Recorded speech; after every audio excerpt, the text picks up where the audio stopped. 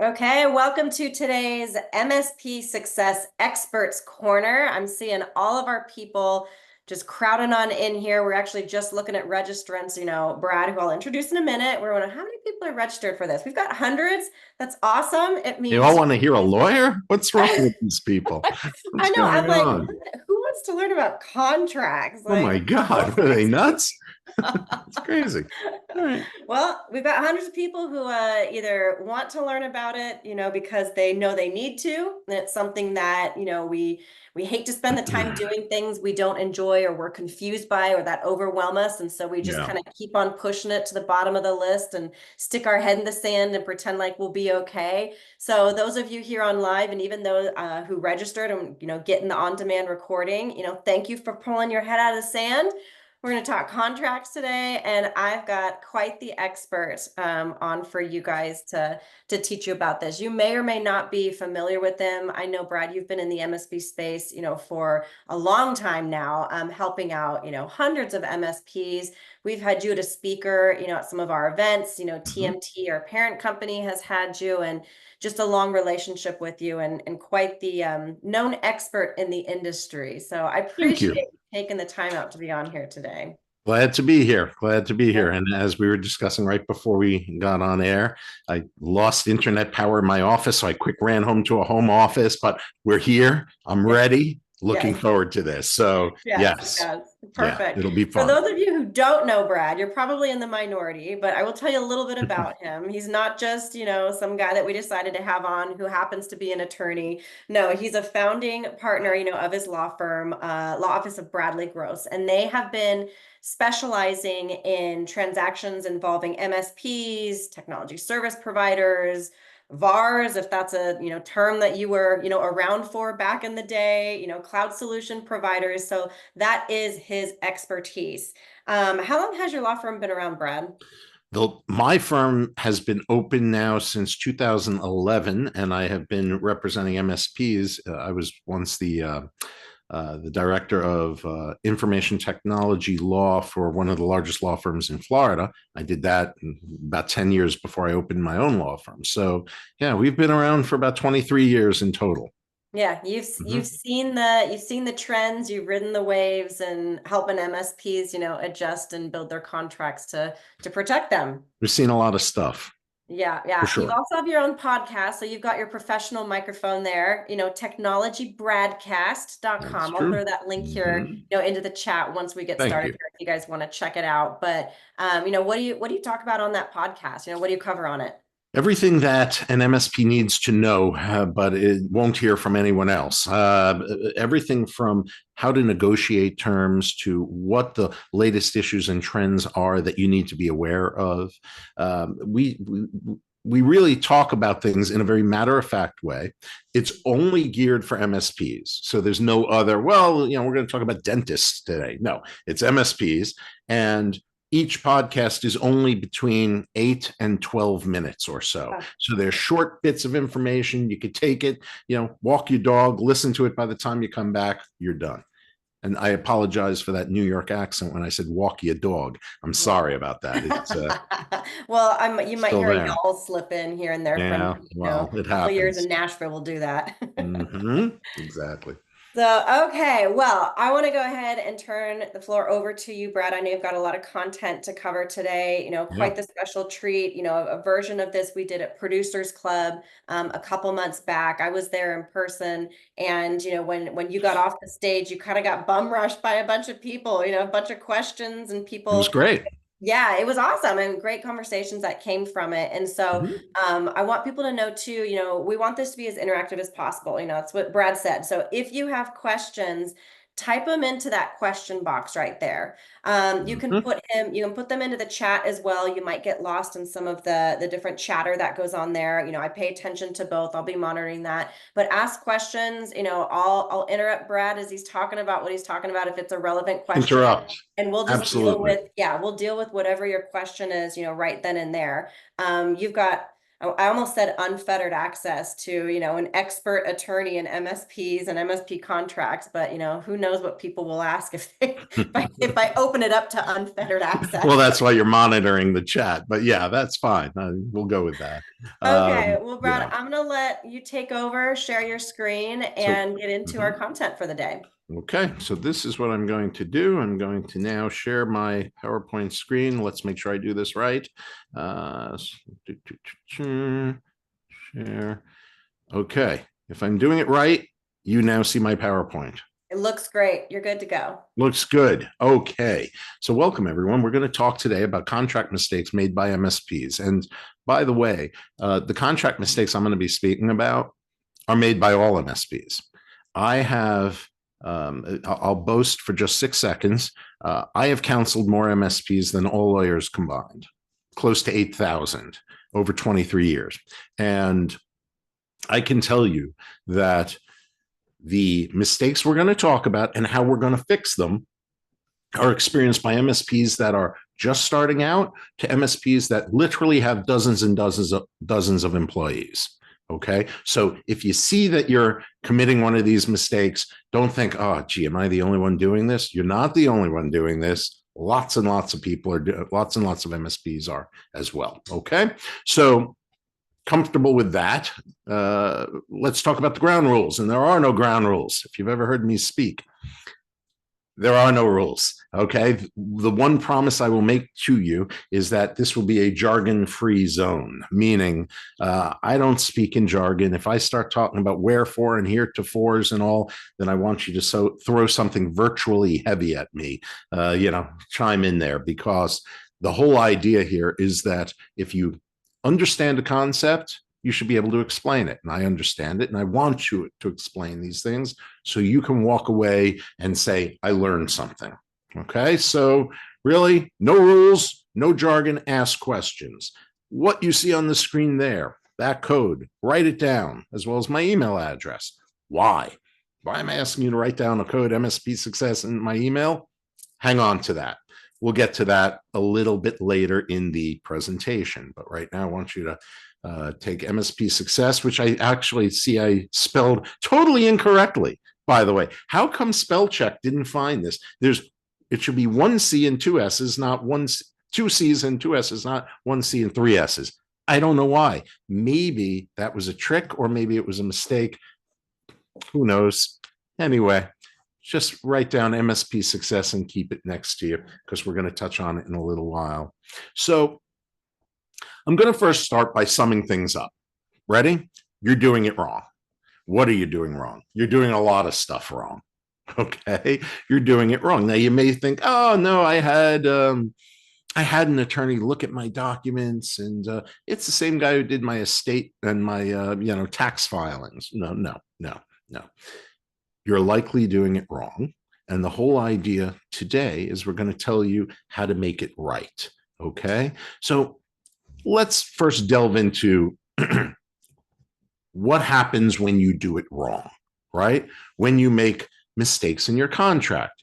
Does it just open you up to liability? Well, yeah, maybe. I mean, that's right. That's the easy answer. Okay. But what it does, hang on, I hit the wrong button there. What it does is it makes you spend money on things you don't want to spend money on, right? Like lawyers. We don't want to spend money on lawyers. All right. Why? Because we want to spend money on research and development and marketing, right? And promoting ourselves. So if you're making mistakes in contracts, yeah, you might open yourself up to liability. You're also going to spend money on things you don't want to, right? Also, you might find yourself doing free work, because if you don't explain things in your contract, then what are you going to get? You're going to get scope creep, right? That's a thing. And you're going to end up doing work for people for free. They're not going to pay you for it, but you're going to feel like, well, there's an ambiguity. What do I do? Right? Do I hold this person's feet to the fire, or do I just do it? And the answer usually is, I'll just do it. We're going to stop that. Okay. You're not going to be doing any more free work because of a contract mistake. Next, you will also have disappointed customers, and disappointed customers have no loyalty. Let's make something very clear, right? Once a customer is disappointed in you, at that point, it becomes a race to the bottom right? At that point, they're like, well, I don't like this company so much, but they charge me, right, below market rate. And now you're in a race to the bottom. So you don't want to have contract mistakes that create disappointed customers, because those disappointed customers will leave you if you just raise your rates. So we don't want that. It also, of course, making mistakes gives you a false sense of security. You think you have a great contract. No, you don't. And we're going to discuss why and how you're going to fix that today. But you shouldn't have this be put in a situation where you have a contract and you think it's wonderful, and when you find out it's not, when something bad happens, right? When something goes down, and then you say, oh, wow, this contract really isn't so wonderful. We're going to make sure you don't put yourself into that position. And of course, contract mistakes can also increase your liability. In some cases, create uncapped liability. And no one on this call wants to have that. So these are the bad things that will happen if we make mistakes. So let's talk about the 5 mistakes that MSPs make very often that result in these bad things. And we're going to talk about how to fix them. So, and again, as we talked about in the beginning, if you have questions, about these mistakes and so on, just ask them, jump in. I like this to be interactive as much as we can be interactive in this setting. So feel free to ask away. All right. Mistake number 1, and we'll talk about each one of these in turn, but mistake number 1, your contract has a lot of legal and no reality. I am a very reality-based drafter of contracts, reality-based. If you have a lot of legal, not a lot of reality, then you have what we call a problem, and that's not good. More on that in a moment. Next, too much detail, or maybe not enough detail in your contracts, in your scopes of work. And that can create problems themselves, right? That could create not just a sales obstacle, it can actually create a legal problem. Talk about that as well. Capital letters, they suck. People think they're going to put them in bold font and big capital letters and they're going to be safe. And no. The size of the letter, the typeface, that's not going to help you. Okay, we're going to talk about why that is and what you can do to correct that. Also, mistake, use it or lose it. What does that mean? Oh, you're going to love that one. We're going to get to that as number 4, and then tell me you're the best it'll cost you. Keep telling me how wonderful you are. I'm going to make you pay for that. How can that be? Hang in there, you'll see. All right. So these are the mistakes. All right. Let us touch on the first one. Okay. Let's talk about legal just for a moment. Your agreement with your customer, your master agreement, your master services agreement, or MSA, that has to cover 2 areas. If it doesn't cover both, then you have a crappy agreement. Okay. I even took off my glasses for effect there. See that? You have a crappy agreement if you don't cover both areas. First area is legal. Okay. Legal is the stuff that lawyers like to write. That's the stuff that lawyers put in your contract in case you mess up, in case you totally screw something up and you say, okay, this one's on us. We have to write a check. How much are we writing a check for? That's legal. Okay. And it's important. It's like having insurance. Unless you have kids like mine, you don't use your car insurance very often, but it's good to have, right? Because God forbid something bad happens, you're insured. That's legal. It's like that safety net. Okay. Without diminishing that, the truth is that you don't live, okay, in a world of legal. You don't live in a world of legal. What do I mean by that? I mean, you don't go to bed at night, look up at the ceiling and think, Oh, thank goodness I had that exemplary and consequential damage provision, because man, I'd be in trouble without it. I mean, if that's what you're thinking, if that's what you're looking up at the ceiling and thinking, then I have a therapist for you. She's wonderful. The point is, legal is important, but you don't live in a world of legal, right? You're not constantly messing things up. You're not constantly writing checks, but you know where you do live? You live in a world of situational reality, or reality, right? For short, reality. You're you're doing something for a customer and an issue arises. It could be a mistake, it could be a misunderstanding, it could just be that things happen, right? Sometimes things happen without a mistake. And then you look at, you look up at the ceiling, you look at your partner, you say, well, now what? If you cannot answer now what in your agreement, then your agreement sucks. Because if you can't answer now what for what's happening in reality, then all you have is a document that says, hey, if we screw up and we're found guilty and we have to write a check, this is the maximum you're going to get. That doesn't help you. Okay. There's a lot of leeway between where you are, right? Something happening, and a courtroom. There's a lot of time in there, and that's where you're going to spend money, right? For example, the example I like to give, let's say you are working with a dentist office. All right, so you're providing managed service to a dentist office, and you say to the dental office, listen, guys, you need to have multi-factor authentication, right? Why? Well, it's a very important credentialing defense that stops 99% of phishing attempts. And, anyone gets phished here, data ends up on the web. What does the office say? We don't want it. We don't want it. Why? Because it's a pain in the butt, right? MFA really is a pain in the butt, because what if you don't get the text, or the text comes through, but you don't get reception, or I don't know, whatever it might be that makes MFA a pain in the butt. They say to you, we don't want it. So now what do? You don't give it to them. What happens 6 months later? They get phished. Who do they blame? You.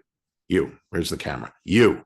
That's who they're going to blame, right? Now you're going to turn around and say, but wait a minute. We told them what to do. They didn't listen to us. And you're right. You did. But what you'll probably get is a letter from the dentist's office, right? Or the dentist's attorney saying, hey, MSP, yeah, you did recommend MFA to my client. You definitely did that. Show me where in your document it says that my client has to listen to you. Because I don't think I'm going to find that, will I? I won't see that in your document. I will find on the website, right, where it says that you're my trusted IT advisor, and maybe I could sleep better at night knowing you're on the job, and so on and so forth. So, why didn't you implement MFA? I'm sorry, the dentist told you he didn't want it? Since when is the dentist the trusted IT advisor? Why is the expert listening to the dentist? Answer, you shouldn't have. Fix it. Now you find yourself in a weird position, right? You told them what to do. They didn't listen to you, but now you have an attorney saying, well, I think it was reckless. I think that as the IT expert, you should have provided this and not given the dentist the option of whether he wanted it or not. If he didn't want to use it, that's up to him or her, right? But you should have done it. Now we have a problem. All because you haven't thought of the very real possibility, the situational reality that our customers might not listen to us, right? Your customers might not listen to you. They might actually go against your advice. That is reality.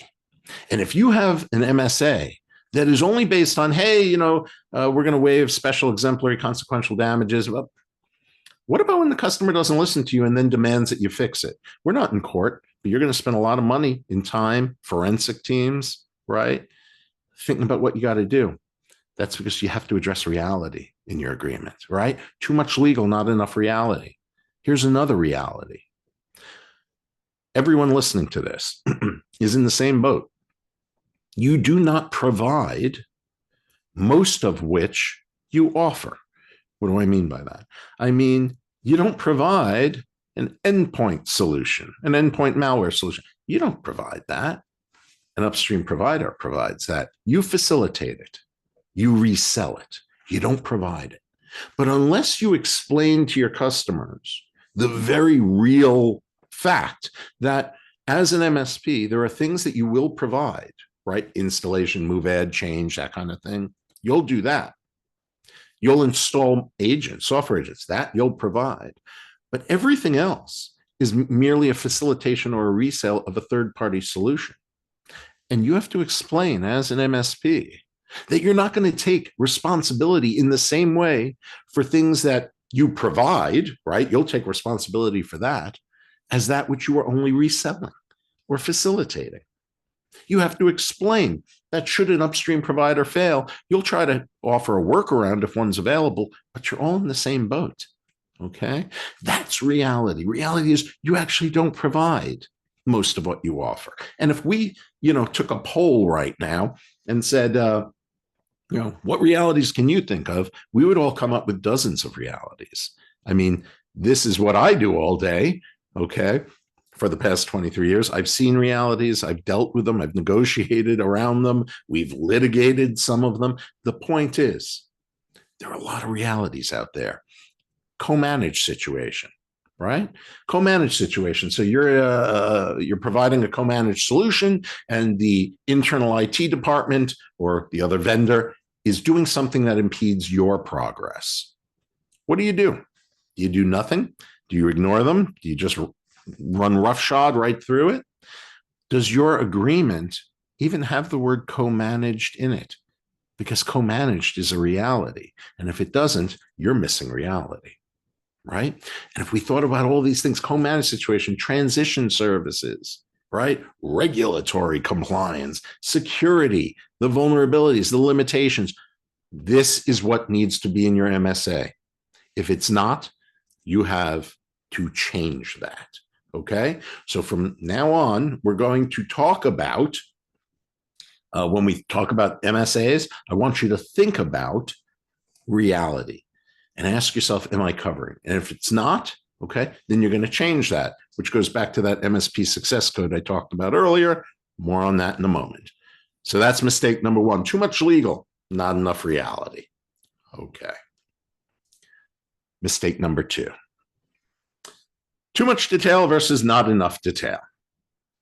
I can tell you, having counseled, no joke, close to 8,000 MSPs over 23 years, I can tell you the most vicious, the most belligerent, the most expensive battles between MSPs and their customers always, almost always, involve mismanaged expectations. That's what it is. It's a mismanaged expectation. It is very rare that an MSP will utterly fail to properly facilitate or provide a solution. That's very rare. It does happen, but almost all the time, it involves scenarios like this. Let's say, and I'll use my phone here to get the exact time that we're doing. It is now 2:24. Okay. So I call up one of you that are listening to this webinar, and you're my MSP. And I say to you, it's now 2:24. I'm meeting my most important client at a diner at 3:00. So what is that, in like 36 minutes? And his files, they're gone. But where'd they go? I don't know where they went. But you, MSP, I need you to get them back for me. Okay, go. Now the game is on. Can you do this? The answer is, if you're nodding yes, well, then you're out to lunch, literally and figuratively. Why? Because you don't know. You don't know anything about what my issue is, right? I didn't tell you it's a terabyte of information. And you ain't getting my stuff back to me in 34 minutes if it's a terabyte. You're not doing that, right? I didn't tell you that I might be crypto locked. A lot of my stuff is disappearing. Okay, I just don't know it yet, but you're going to discover that as my MSP. You don't even know if the location to which you're going to recover these files exists. You might have to spin it up in the cloud. You might have to do something. You don't know if you have a tech available. But if you call me up and you say, Brad, look, it's now 2:25. I can't do it by 3, but here's what I'll do. By tomorrow morning, 9 a.m., you're up and running. Well, I hope that you're not waiting for applause, because you're not going to hear it from me, right? What you're going to hear me say is, that's ridiculous. What are you talking about? I'm going to wait almost 24 hours to get my stuff back. I'm meeting this client in 33 minutes. What are you doing? No, here's what you're going to do, MSP. You're going to give me my stuff and you're going to do it by 3 o'clock, or I'm not paying you. That's reality, right? Reality is that your customer, in this case, me, I don't know what you do. I don't know what's involved. And why is that? Because you haven't explained it to me, have you? You haven't explained it to me. You have allowed me to have this mismanaged expectation that I can call you at now it's what is it, 2:26, and say, hey, I got 34 minutes. I'm going to be at the restaurant. You'll get me my data. That's on you. You allowed me to think that. Okay. I understand from your perspective, you don't want to overpromise and underdeliver. I get it. That's why you're, being realistic. But as your customer, I view that as a breach of contract because you haven't told me differently. All right. So MSPs are in a bit of a bind. You're in a bind. Why? Because you want to give me detail, right? Now that you've heard my little story here, you want to provide me with details and you want to give me as much detail as possible. So I can properly have my expectations properly managed. The problem is, if you take all that detail about what you're doing and you put it in the quote, statement of work, proposal, service order, I'm going to use the word quote to mean all of that. Okay. If you put all that detail in the quote, then your quote is 30 pages long. And that's a problem. Why? Because it becomes a sales obstacle, for one, right? Hard when you give them a 30-page quote because they might actually read it. We don't want that. Okay. We don't want that. We don't want them trying to negotiate every little term. Nothing will get done. On the flip side, you don't want to give them no detail, backup solution for this number of devices, this price, this term. Well, okay. Right now you've given me almost no detail, which allows me to call you up and say, well, now it is now 2:28. Now you got 32 minutes to give me my stuff. Right. So you're sort of in a quandary. Do you give too much detail, which is a sales obstacle? And actually, sometimes you might worry about, am I going to leave things out? Did I remember to put certain things in it? Or do you want to go the other way and give me not enough detail and then hope that I'm not a crazy customer that expects you to jump when I say jump? What do you do? Well, too many MSPs do nothing in this regard, and they probably err. In fact, most of them err on the side of not enough detail. I want detail. I want you to explain it to your customers. You want to keep attorneys away? You're going to manage your customers' expectations. You want to manage your expectations? You're going to explain things to them. How do you do it? Because I've already said that if you put it in the quote, it's too much, right? Could be too much detail, too much from a sales perspective. I want you to think about a user manual. I want everyone listening to this to start thinking about a user manual. Now, what do I mean by that? Well, I'm in a home office right now. Behind me, blurred out, is a television. Okay. If you asked me, Brad, what TV is that? And when did you buy it? And how much did you pay? Right? I would pull out the receipt. The receipt will tell me, I got it at Best Buy in Sunrise, Florida. I think it's a 48-inch Sony XJ, whatever, and I paid $800. Okay. But if you said to me, Brad, how about that remote it comes with? How about that remote? How do I program that remote to work with a soundbar? How does it work?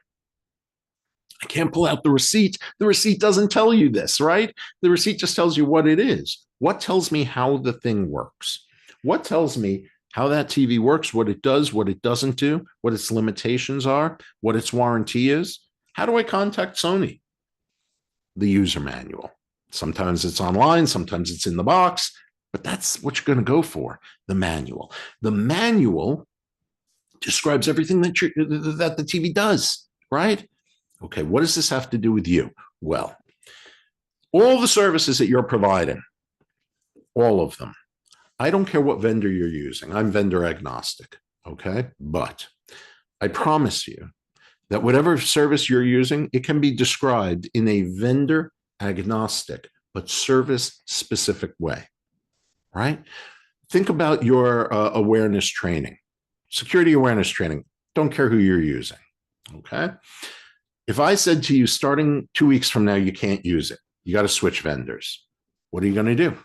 Well, you're going to go online and you're going to look for a company that's similarly situated, right? That offers 24/7 online on-demand videos that teach employees the latest malware that might impact the company, right? We're going to help create a secondary line of defense so they can identify bad actors before your company's data is stolen. And we're going to do it through phishing campaigns. Here's how. Boom, boom, boom, boom. Got it. That's whatever you're using, okay? You know what else that is? That is every other security awareness solution.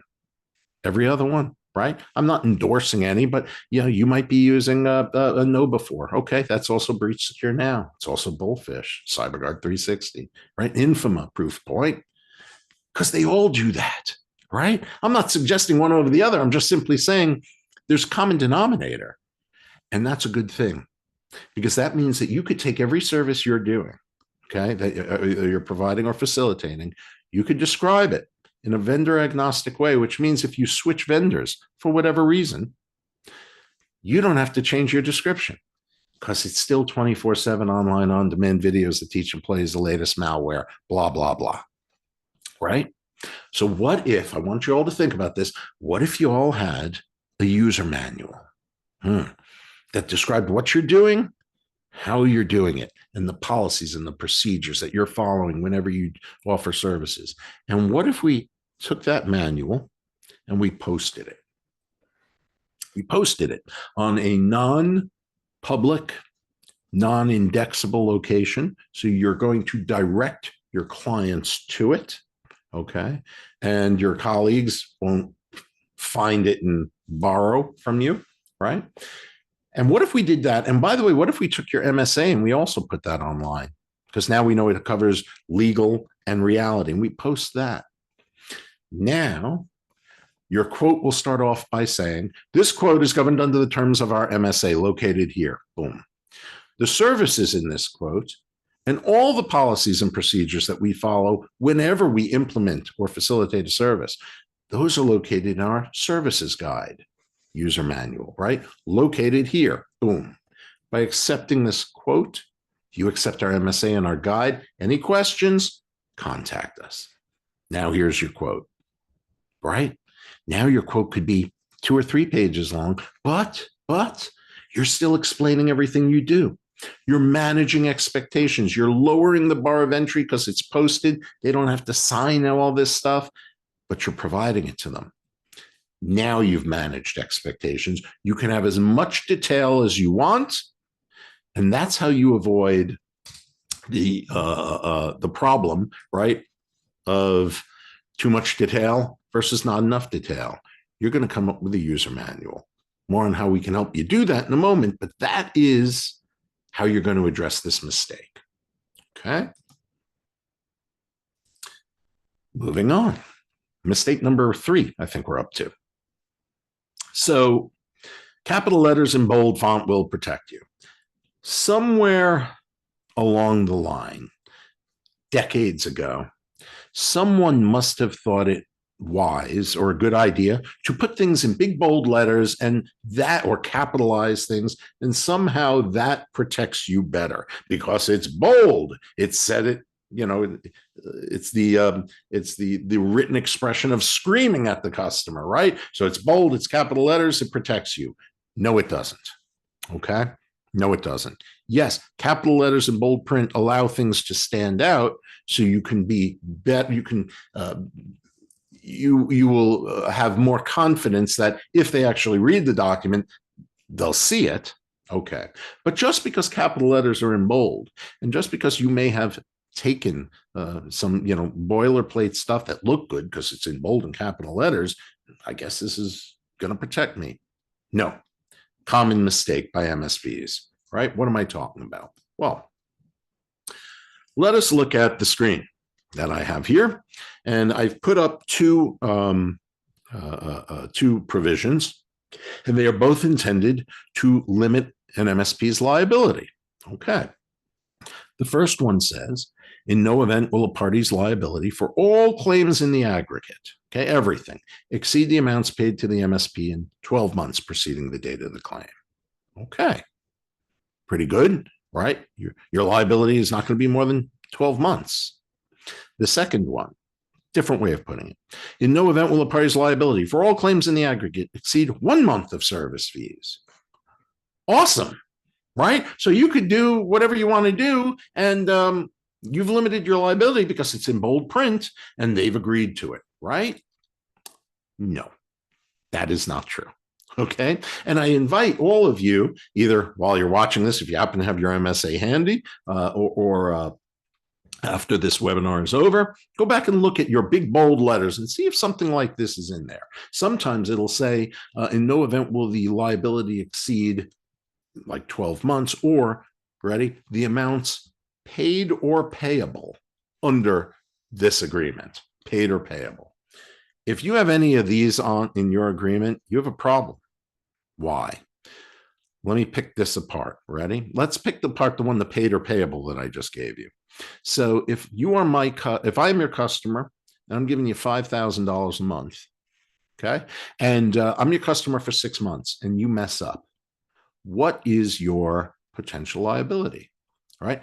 Well, paid or payable, right? So I guess I've paid you what, 5,000 a month, 6 months. Your potential is $30,000. So somewhere you're going to write a check between 0 and 30. All right. What if I'm your client for 6 years? Right? What if I'm your client for 6 years and I've been paying you $5,000 a month and you screw up? Now what? Well, it's the amounts paid or payable. Well, what have I paid you? I've paid you what, $5,000 a month times 12 is 60. I've been 300. Now you're writing me a check for 300,000. See the problem? See the problem? Your liability cap keeps going up the longer I'm your customer. That's a problem. That's not a limitation of liability. That's insanity. Okay. And now looking at the examples I gave there on the screen, you're going to limit your liability to 12 months preceding the date of the claim. Okay. So now you're my MSP, and in month 2, you mess up. What's your liability? Let's say it's $5,000 a month. What's your liability? You think that we're going to count back 12 months. Well, 12 months, you've only been working with me for 2 months. And by the way, I might not have paid you anything yet. You billed me, but I haven't paid you yet. So is your liability 0? Is your liability just 2 months times 5,000? That's your liability? No. Contract terms like this are overturned all the time. All the time. They are just knocked out. Why? Because you're not providing an adequate remedy. If you mess up in week 3, I guess you have no liability, right? Because I haven't paid you anything in the past 12 months. No. What a court or an arbitrator would do is they'd look at that and they'd say, this is ridiculous. This is an unenforceable limitation. We're just taking it out of your agreement. And now you have uncapped liability. Now you have uncapped liability, right? Same with the second example. In no case will it exceed 1 month worth of fees. So you know who tried this? Yahoo. Yahoo, the search engine. Yahoo tried to do this.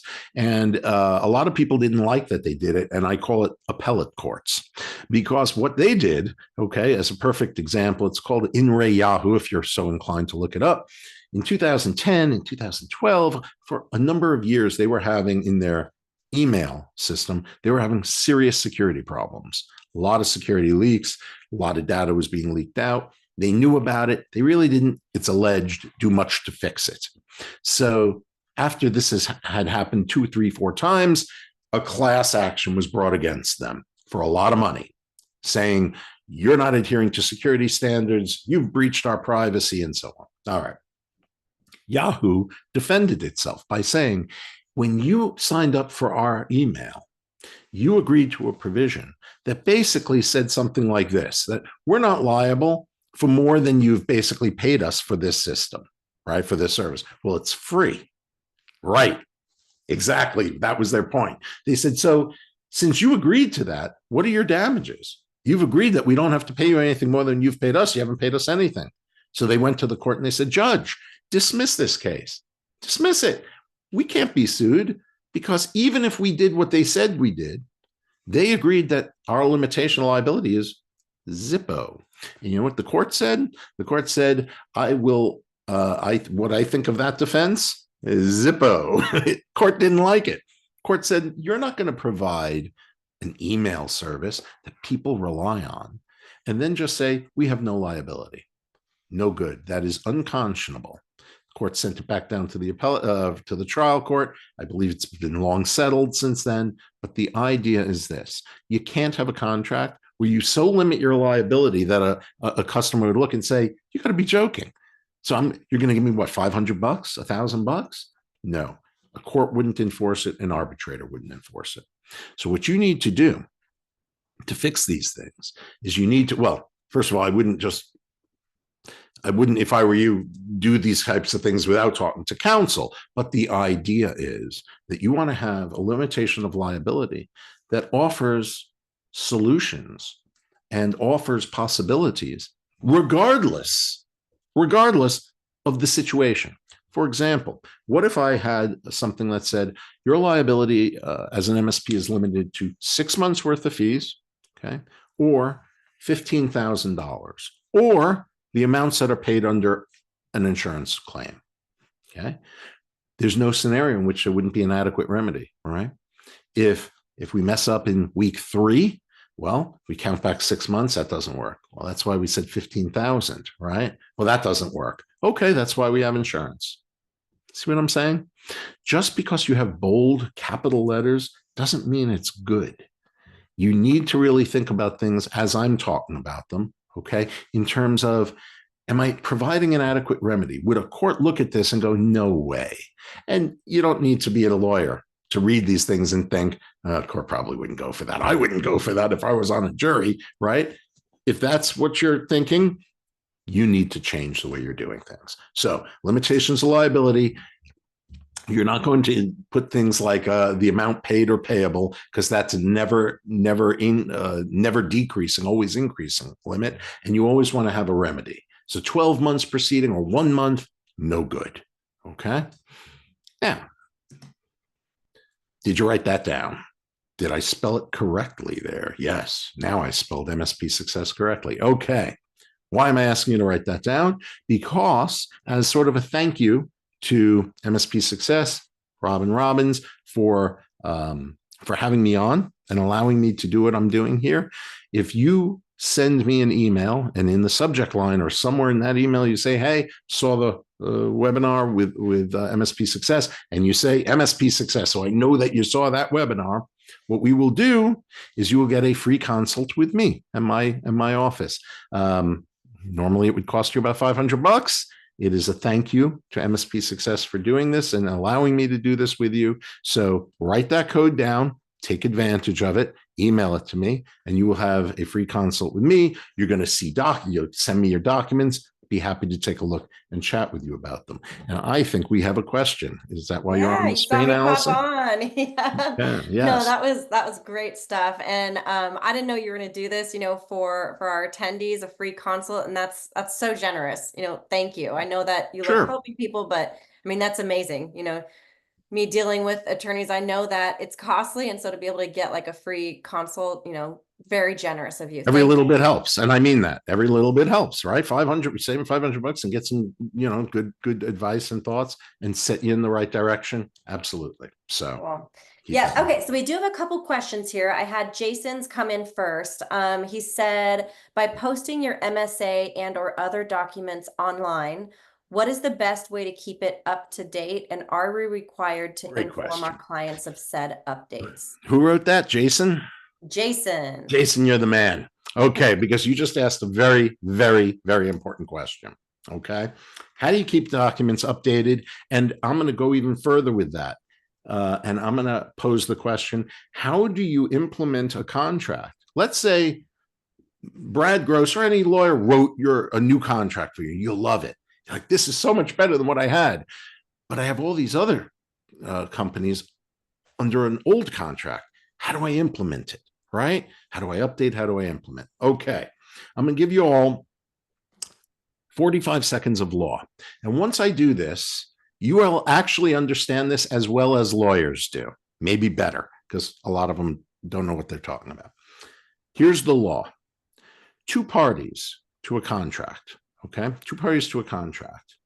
They cannot unilaterally, okay, change their agreement without the consent of the other party. Now, by the way, it just occurred to me, anticipating that you might ask this question. I'm skipping ahead. Yeah. Here's these slides right here. Okay, ignore this. There was a sixth mistake that I was going to get to, but Jason, you just brought us right to it. Okay, can you update your MSA and impose it on new? Think again. All right. Law is, if you have parties to a contract, you cannot unilaterally change the terms and tell the other party, listen, I'm going to update my contract from time to time, and I'm going to tell you those terms, and you're going to like it. That's the way it is, right? You cannot tell your customers, it's up to you, customer, from time to time to check back with this website to see what the terms are of our deal. Okay, if you don't do it, that's on you. Unenforceable. Let me get clear. Unenforceable. Okay. So you'd say, wait a minute. A lot of companies do this, right? Microsoft does this. Credit card companies do it, right? They post their terms or they have their terms and they update them and they send us an update and they say, this is it. No, they do not. Now I'm going to tell you what they do and I'm going to show you what they do. And after this, you're going to start noticing it. But again, I must emphasize, you can't just unilaterally change it. You can't tell, well, I've posted my agreement here and I'm just going to update it and you should check back there. No way. Unenforceable. So what does that Microsoft do? What do credit card companies do? What they do is something very nuanced. What they do is they say, look, we can update our agreement unilaterally by sending you advance notice of the changes. By you continuing to use the service after that date, you accept our service. But, and here's the but, and here's the however that everybody forgets that you don't notice, but they say, if you do not agree with our updates, you have the right to terminate your agreement with us. Pay us what you owe us. Under the old agreement, you're out. Okay? That doesn't work for you. It doesn't work for MSPs. Why? Because you have upstream commitments, right? You've made upstream commitments, Microsoft NCE, right? Datto, Cisco Meraki, all kinds of right companies that make you that you are locked in from the vendor perspective. You don't want to tell your customer in month 3 of a 36-month deal that in month 4 you're changing your terms, and if I don't like it, I could get out. Because you know what I might say? Bye, I'm out. Now, who's paying the Microsoft NCE fees? You are. Can't do it. Doesn't work. Okay. And by the way, I'm going to show you something. Fully anticipating this. See this? This is an email from Microsoft that I got. Probably a lot of you got this. I got this on September 3rd, 2024. I literally just cut and pasted it. Okay. On September 3rd of this year, Microsoft said, we're updating our terms. Remember what Brad said, right? Can't just unilaterally do it. Watch what Microsoft does. Look at the yellow part. First thing, they say the updates will take place on September 30th. So that's 27 days after I got this notice. It's probably sitting in my inbox too for a while, but whatever. The point is, advance notice. I said that, right? They always give you advance notice. If you continue to use our product or service after September 30th, you agree. Right. That's the strategy. Here's the however. Here's the but. If you do not agree, you can choose to discontinue using the products and services and close your Microsoft account. They're giving you a way out. They have to give you a way out. They can't just impose it on you because otherwise it's what we call a contract of adherence. It's illegal. It's unenforceable.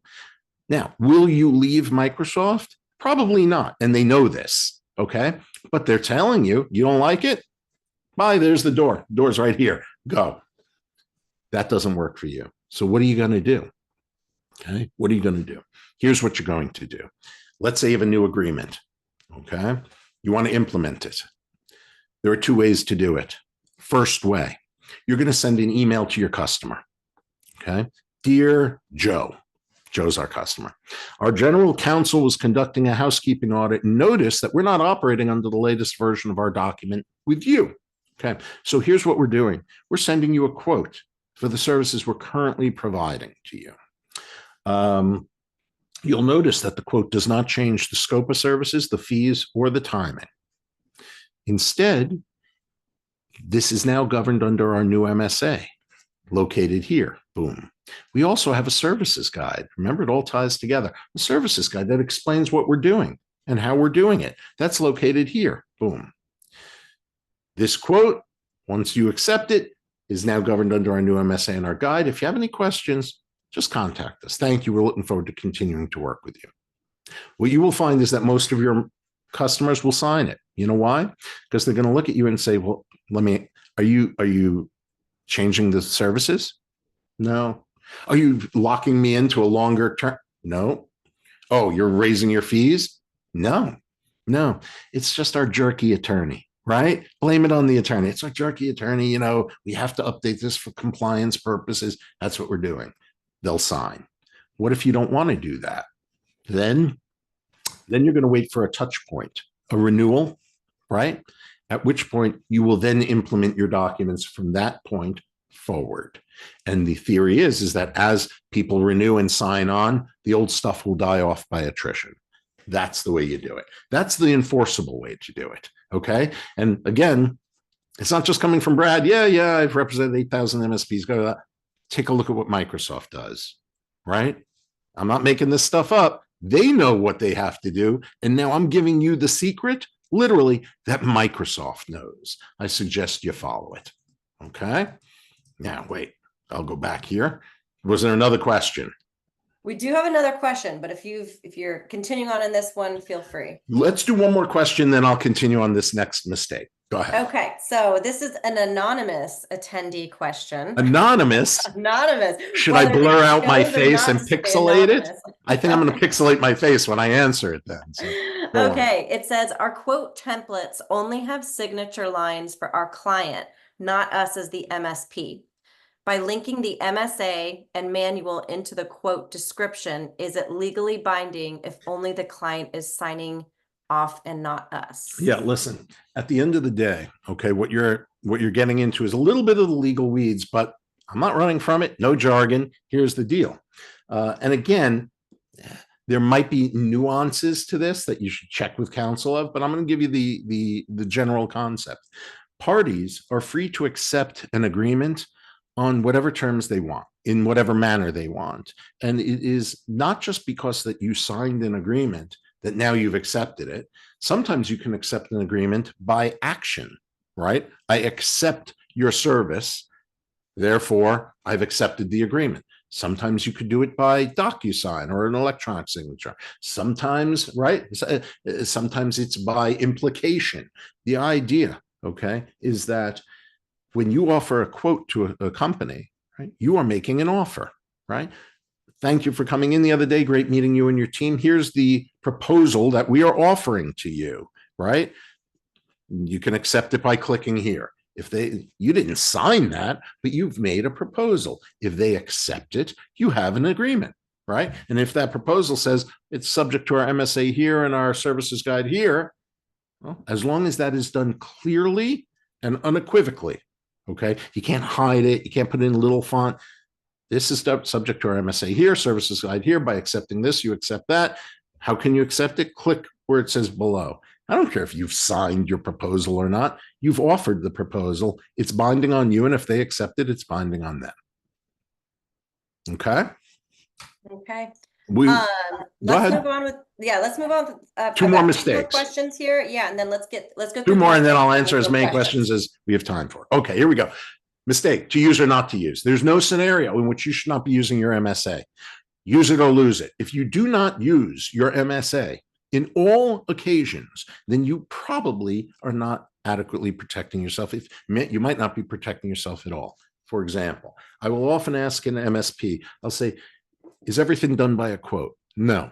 Well, what isn't? Well, break fix, right? Or small projects.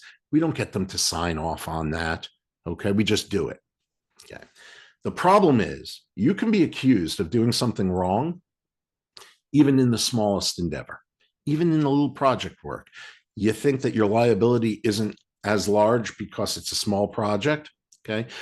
Well, I ask you to come to my office because I want to know if I could use your services. So what are you going to do? You're going to come to my office. You're going to load up a network detective or ID agent, whatever it is. Okay, whatever you're using to take an inventory of my office. And by doing that, you trigger a cryptovirus. Something very basic, right? You didn't do anything wrong, nothing radical. And in fact, that virus probably, I would have tripped it in time, certainly. But you know who did it? You did it. So now I'm going to look to you and say, fix this. You're going to wish to hell that you had an MSA in place, right? And it's not enough to say, but I didn't charge you for this. I don't care if you didn't charge me for it, right? I'm doing it for free as a favor. Yeah, we're all friends until we're not. And right now we're not. We're not friends. So the idea is that everything you do should be pursuant to your MSA. Now, how do you do it with break fix? Because you don't even know what the project is going to be, right? You have a client that time to time, they ask you what to do. Okay. There is a solution for that. And it can still be governed by your MSA. How? What if you had a quote? This quote is governed under the terms of our MSA located here. Boom. By accepting this quote, you accept our MSA. Questions? Call Allison. Okay, good. Here's the quote. From time to time, we are going to provide you with on-demand professional information technology services. The scope and price of the service will be determined at the time that you make the request. However, unless we agree otherwise in writing, here's the deal. We're only going to do these services during our business hours. If you need us to do it during non-business hours, it's going to be twice our hourly rate. We are going to, if we have to travel, here's our travel policy. Right? We're going to bill you at an hourly rate of X dollars, minimum 1 hour, increments of 15 minutes, rounded up to the next increment. Okay? Sign here. They sign. Now you're at my office and I say, oh, while you're here, could you just do this and that? Is that covered by your MSA? Yeah, it is, because we entered into a quote that accommodated that scenario. Right? From time to time, on-demand services will determine the scope at the time, but unless we agree otherwise, you're going to bill me for it. I've agreed to that. And everything you do is under your MSA. Now you've accommodated break fix scenarios. There is no scenario in which you should be doing something that's not covered by your MSA. That's this mistake. I'll hit the next one, then we could hit some questions. Final mistake. You're telling me you're the best. Okay. So what you see here on the screen is something that I pulled from an MSA a while ago. And it's very pretty, right? It has the orange and the green, and it's very pretty. And it basically has an about us, which a lot of MSPs put in their quotes. And they say things, right? They say things like, here, we are a recognized leader in application delivery, right? It's enabled us to become a premier professional service organization, right? Respected leader. Okay. And it says there, choosing a partner for a project of this scope is important. We don't enter into this agreement lightly. Okay. While you look at this as advertising puffery, right? You know what I call it? And you know what it was? It was Exhibit A in a complaint against an MSP that the customer said wasn't doing its job. And the first thing they pointed out in Exhibit A was this, and their argument. You're a recognized leader. You duped us. You told us you're a recognized leader. Please list 5 organizations that recognize you as a leader in application delivery, right? You said that you're a premier professional service organization, respected leader. Please list 5 organizations that would call you, that would properly categorize you as that. And by the way, you don't enter into this agreement lightly. Please list 5 projects that you turn down. That you turn down, because if you don't enter into it lightly, obviously there's things that you don't do. Please give us the names and addresses of the people who you have rejected. You see my point, right? By putting this kind of stuff, how wonderful you are, how great you are, you know what you're doing? You're setting yourself at a bar, you're setting the bar all the way up here, and all you have from there is a drop. Don't do it. I am not saying that you shouldn't promote yourself. I'm not saying that. And I'm not saying that you shouldn't have some advertising puffery. I'm okay with that. What I am saying is, don't put it in your quote. Keep it out of the contract.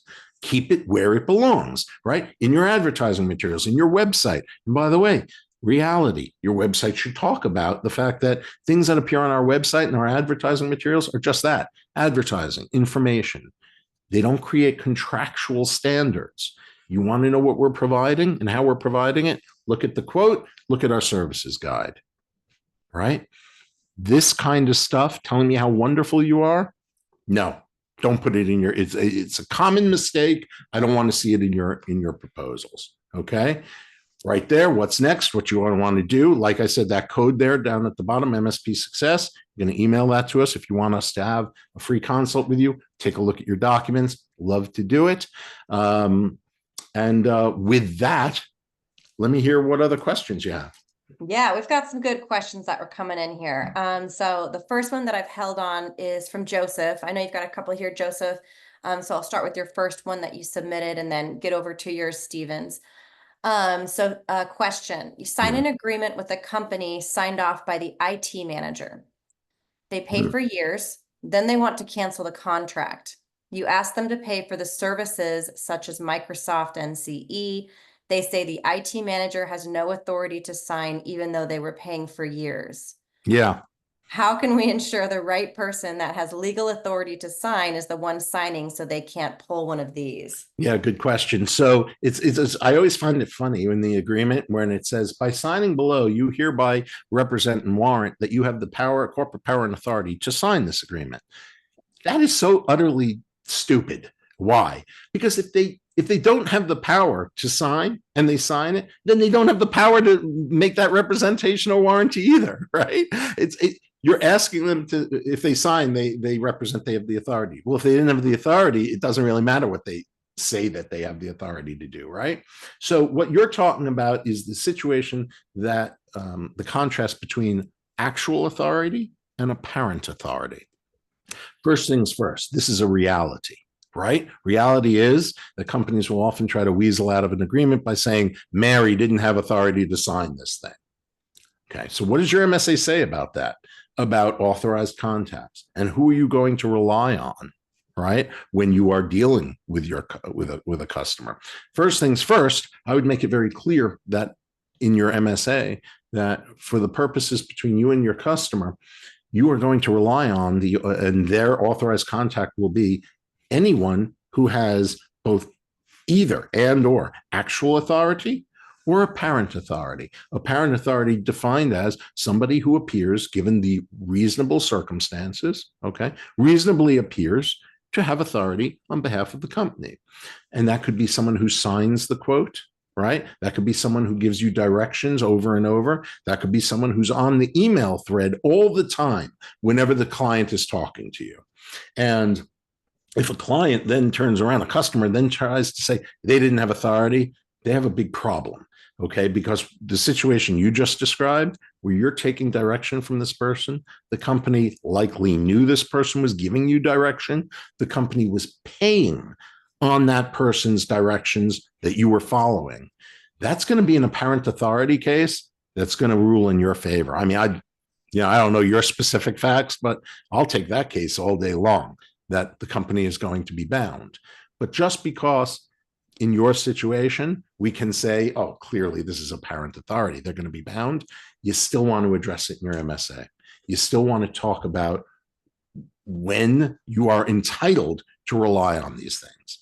That's how you handle it. Okay. Got a real quick one from Eddie. We're in the UK. Does a free consult apply to us? Yay or nay? Yes. Perfect. Yes. Over the pond, across the pond, whatever it is. Yes. Who knows? Yes. Okay, I want to come back over here to Stevens in the chat. Hey, Steven, nice to see you. How do you mitigate the risk created by a client not following our cybersecurity advice? Love it. So that's such a great, these are great questions. So here's the deal. If a customer doesn't follow your advice, first of all, in your MSH, again, talk about you have to follow advice. But what do? Answer, you're going to send a declination notice. Now, there are two ways to do this, okay? If they don't follow your advice at the time, and I actually spoke to Robin about this after the event in Tennessee, and she brought up a great point. She was right. If the declined service occurs at the time of the quote, right? I'm quoting you all these services, but you decline something. Well, then right there in the quote, you should have declined service and have them sign off on it. Why? Because they're right there, right? It's right there. But what happens if they decline a service while you're already providing a service, right? You're my MSP, 8 months into it, you make a recommendation to me, I decline it. Well, I'm not sitting in front of you. I wasn't going to sign anything. So what do? In my view, you send a declination notice. Notice, not a waiver, not a hold harmless, a notice. Why a notice? And what am I talking about? All right. By the way, are we okay running over time? I'm okay. Are you okay? I'm okay. Yeah, I was going to check with you. I'm good if No, you're no, good. no. I'm cool. I'm cool. All right. So I'm going to give you a demonstration with my reading glasses. Here's my demo. Okay. To explain why you're going to send a notice. Guys, I'm putting you all on notice. I'm going to drop these glasses, okay, on the desk here. I'm putting you on notice. I'm going to do that. Okay, here we go. Good. Demo 2. Guys, I'm putting you all on notice. I'm going to drop these glasses on the desk.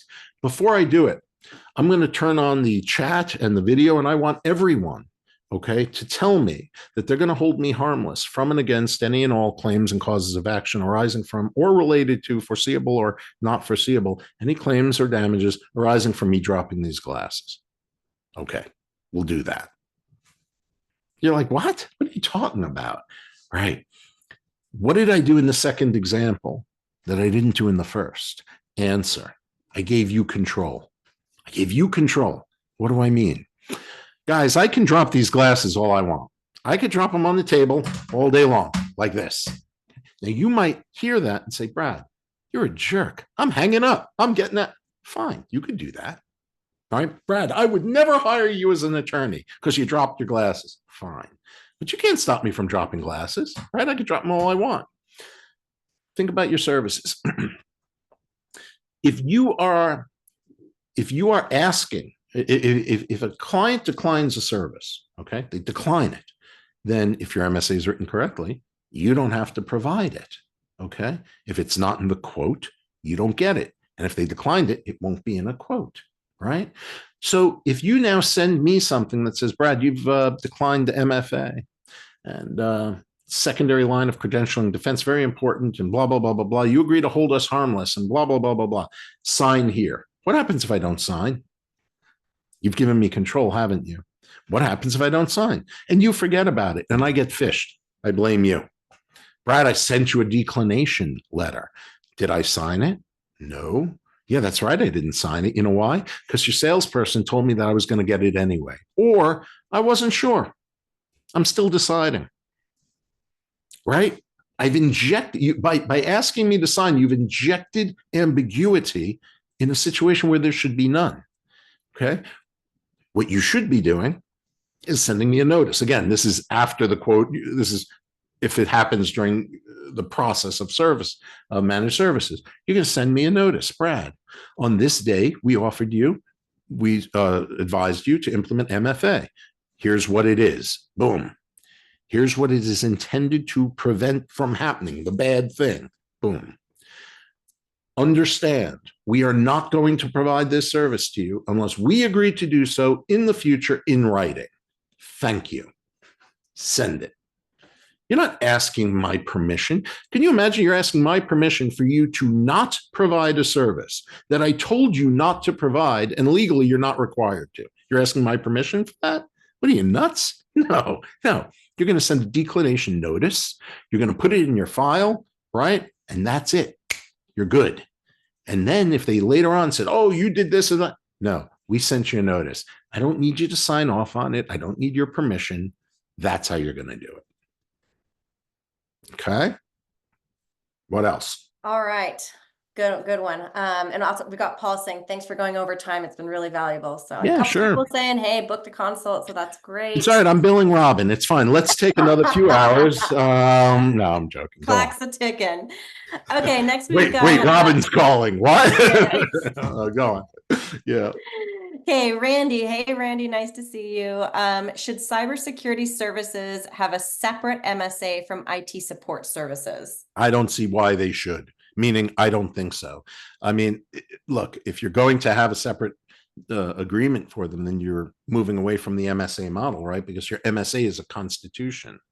You should have one constitution, not many constitutions. So I think that your MSA should be covering all services you provide, regardless of what they are, or how you're doing it.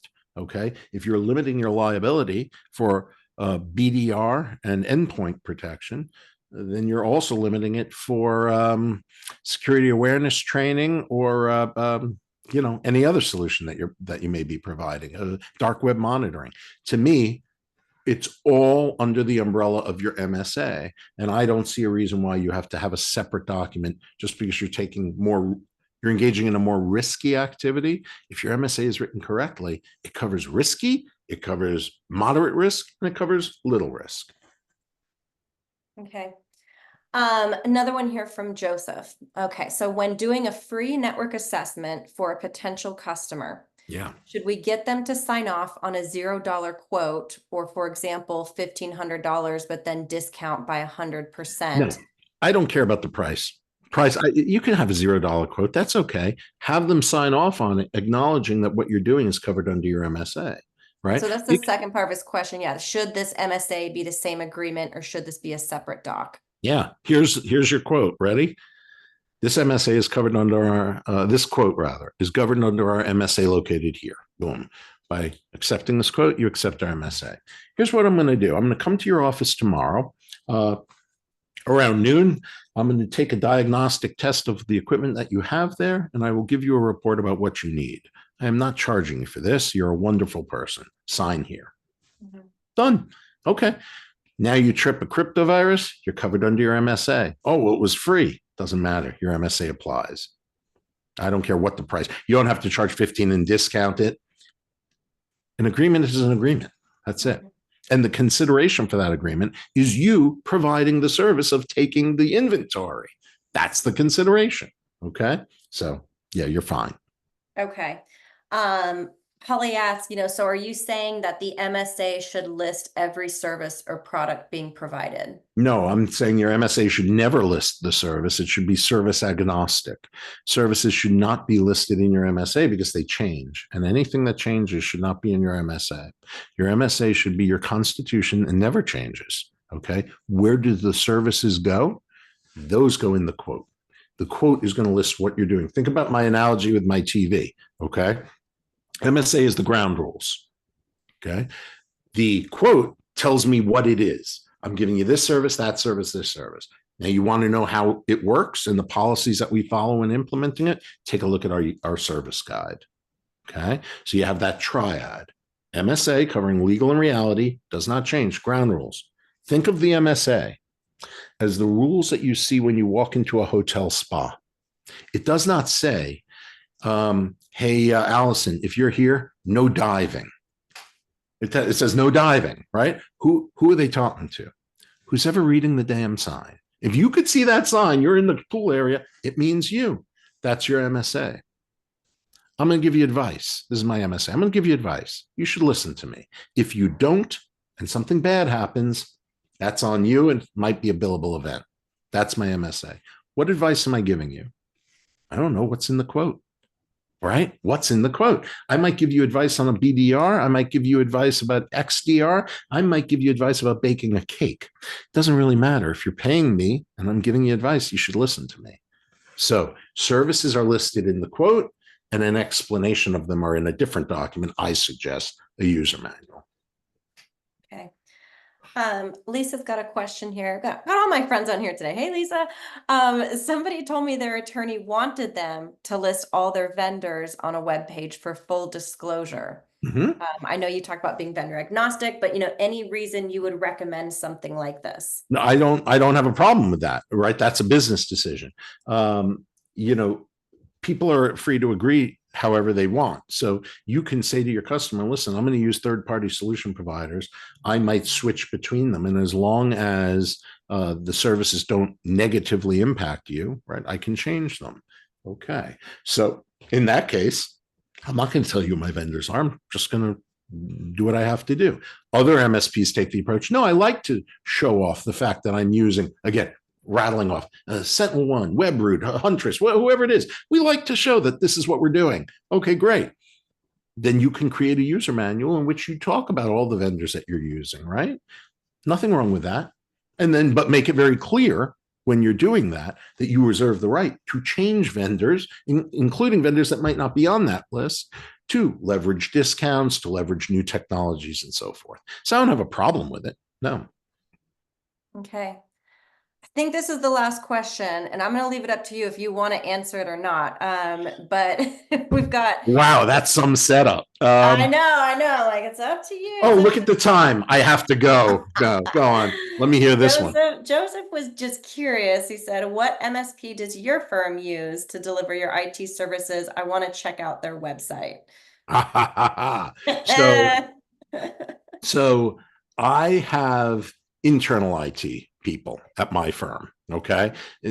My firm is very technology focused. So not only do we, for example, my paralegal programs in 3 different computer languages. I have been a programmer since 1979 when I started on a TRS-80 Model 1 Level 2, which is still in my office. So we have internal IT departments that take care of all of that. But yeah, rest assured that if I had to bring in an MSP and they had one of my contracts, I'd know that they have credibility. You know why? Because it shows that they actually take this stuff seriously, right? That they're not a fly-by-night outfit saying, yeah, we'll do some services for you, just sign here. No, it shows that we understand there's legal and there's reality, and this is how we're going to explain things and so on. So I wouldn't hold it against somebody who had my contract. Yeah. There you go. Okay. Well, we are all caught up on questions. I'm sure, the people who said that they book consults, they've got a ton of questions too for you and looking forward to getting them, Great. answered from you. I Mhm. appreciate you going over. I know I had a couple people say in the chat, thank you. Joseph said thank you as well, just right here on real quick. So Welcome. amazing session. I mean, I knew it at the beginning it was going to be so valuable for people, and it shows just in the response. Well, I'm glad. I'm glad. Yeah. So if anyone has any questions, they know how to reach me, or they can reach out to you and you'll reach out to me. Yep. However it is. Again, I want to thank you guys and I want to thank Robin for having me on. I really appreciate our opportunity to reach out to your audience and tell them how they should be doing things. There you go. I'm going to stroke Yeah. your ego for the most recent comment. Andrew, one of the best sessions I've ever attended. So there you go. There you go. All right. I'm Thank gonna you put that. so Wait, much. I'm gonna put that on my refrigerator. What was I that? I have know. to write Yeah. that down. Send you a Lord magnet. knows no one else in my house would compliment me like that. So I'm gonna put that on the fridge. Show it to your kids. See, look, look. Dad does some good That's stuff. it. That's it. Some smart people out there know what they're doing. So yeah. Thank you, Brad. I appreciate it. Thank you, everyone, Got for it, being guys. All here. We'll right. send out the recording once it's rendered and you can rewatch it. Thanks, guys. Take care, everyone. Thank you. Bye. Bye.